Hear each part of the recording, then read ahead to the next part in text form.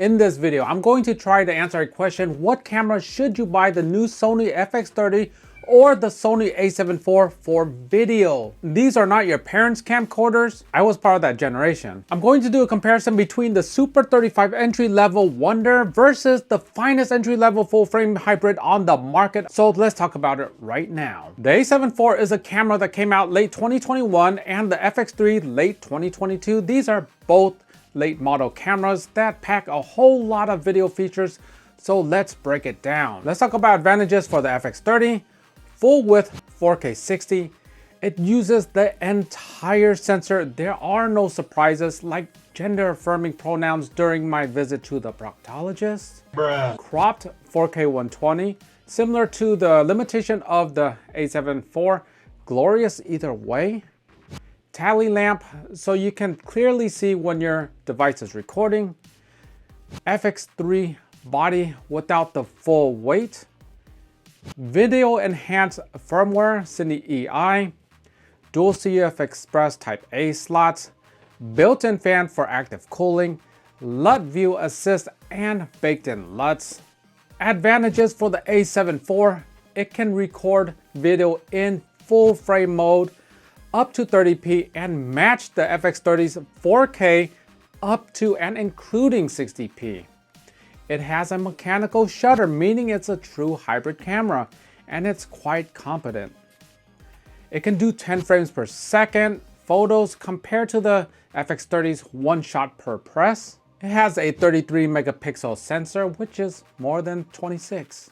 Basic math. Double-decker dial. Of course, this is much more useful as a hybrid and still useful having a physical knob for video. And for the similarities, Z battery has excellent runtime in video, over 2 hours of 4K recording, and that's like the benchmark for these types of cameras. The Bion's XR chip with modern menu system, fully articulating screen, focus breathing compensation, basically correction for misbehaving lenses, focus map to identify what's in focus. This can be extremely useful at times. Recording limits, they're gone, and most Sony cameras do not have this issue. Both of these can do 10-bit recording, and currently the FX3 is the Sony's most cost-effective 10-bit recording machine. And both have active steady shot, which is really useful for handheld video. Let's break down resolution. The A7IV offers 33 megapixels, FX30 26 megapixels. The A7IV offers 13% more linear resolution, and that can matter to some folks or not. And that's only part of the story. A larger sensor will give you more tonality, less taxing on lenses, and generally give sharper results, assuming you have the shutter speed required for the capture. Now let's talk about drawbacks for both of these cameras. They are both missing waveforms, and that is the gold standard of exposing for video. They're both missing shutter angle. You can switch frame rates and the angle remains the same. Not the case with shutter control. Shutter control isn't the end of the world though. Sometimes in tricky lighting, it's easier to fine-tune. Switching recording frame rates requires menu digging. I know that Sony isn't the only one with this problem, but still, it's annoying. This leads me to 4K 30 without the HEVC option. This is silly not having that codec for that frame rate. And speaking of frame rates, 48p, why is it missing? Seems like an obvious frame rate to have. It's missing Cinema 4K, that wider aspect ratio with more resolution. It's missing pixel readout mode. This gives you the ultimate reach, and the FX30 does this only in 4K 20, yet you can't do this in any other mode. Seems like an artificial limitation. Cropping. Both cameras have some form of cropping, and having that true field of view representation all the time is extremely nice. Cropping should be an addition to and an added value feature. The readout is slow and you get rolling shutter. The FX30 would be a much better hybrid if it had a fast electronic shutter. I'm just saying.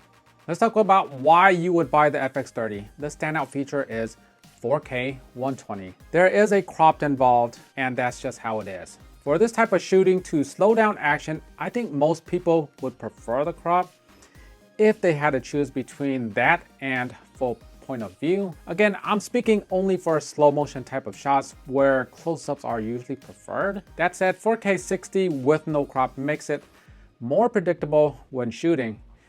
You don't need to take mental notes of what's going on. It is part of the core shooting frame rate. Want close-ups? That's what lenses are for. Want the most reach? You can get it with 4K 120, which is useful for wildlife in action. It's just that keeping the mental note of things, it doesn't sit well with me. Cine EI, this is something I've always wanted from a video camera. The ease of use of having only 2 option gains available on purpose is better than jogging through a bunch of settings that you shouldn't use. The body, while not the best form factor ever, it's extremely nice. And I'm a big fan. I love the FX3 with the XLR handle, much more secure than the hot shoe approach. Baked-in LUTs can seem frivolous. However, when you're working as a mobile content creator, you might not have access to the best software, and some mobile editors don't have LUT converters. Even if they did, like LumaFusion, I found it to be quite poor for whatever reason. The price, coming in at $17.99, that's darn impressive. Guess what? The lenses are smaller, lighter, and less expensive overall. No EVF, no mechanical shutters.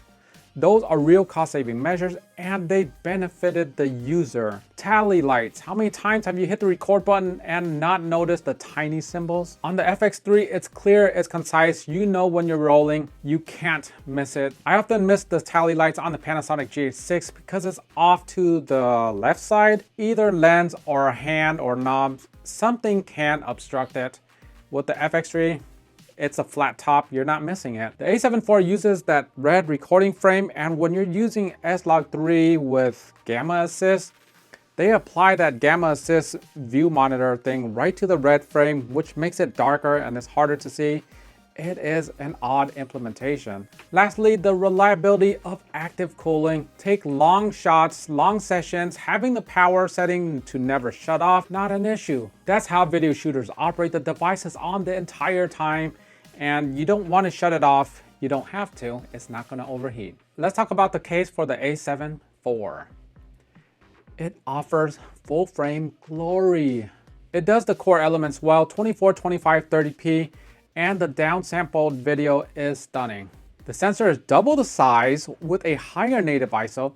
With a higher gain ISO, it will be better in low light. Not to mention that the bokeh obtainable with the larger sensor is so glorious. While the E-mount APS-C lenses have drastically changed for the better, full frame E-mount is in a league of its own.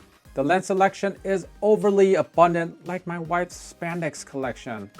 It does 10 frames per second, and it's with the mechanical shutter and a bona fide hybrid camera that does everything at a high level. The EVF can be useful for some filmmakers. Not only do you get more steady footage when using the EVF handheld, you also block out the surrounding light. So at the end of the day, which one should you buy? If you're looking for a reliable setup and absolutely cannot have overheating under any circumstances, the FX30 is the better choice. Although I've never had the A7 IV overheat outside of my controlled test. And I have put a ridiculous number of hours on this camera. If you don't care for the cost or size of full frame lenses and you don't want to pay more, you're Asian, come on. Wow. The FX30 is for you. If you care about physical looks, and you should. The FX30 with the FX3 body is hands down my personal favorite looking body, and it's practical as well. An A7C owner can tell you that the lack of hump is generally a good thing. E-mount for APS-C is extremely competent, and in context of video, sensor sizes matters less than stills in my opinion. You have to have lighting and sound to worry about. Ultimately, it comes down to this: high frame rate versus more flexible field of view, which matters more when filming. The A7 IV does full frame at 24 through 30.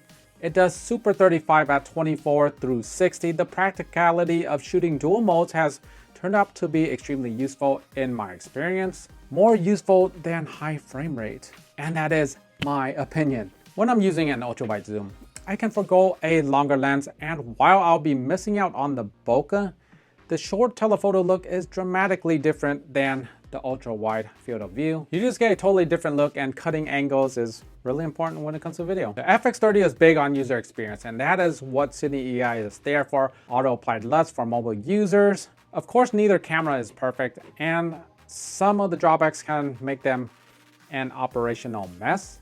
And it seems like with each passing generation, Sony is slowly closing up those drawbacks. Between the two cameras, there are some video advantages for the A7IV and some for the FX30. I'm personally looking for another Sony camera because one is not enough. I can't say if the FX30 is it. And it's not because I'm a full frame snob. I have two Micro Four Thirds cameras, which I love very much. I just want my Sony cameras when I'm looking for next level bokeh or low light. So subconsciously, I am a full frame snob. Anyhow, let me know what you think in the comments below. Are you getting the FX30 or the A7IV? Thank you so much for watching. Hope you enjoyed the video. Like, subscribe, share. See you on the next one. Take care.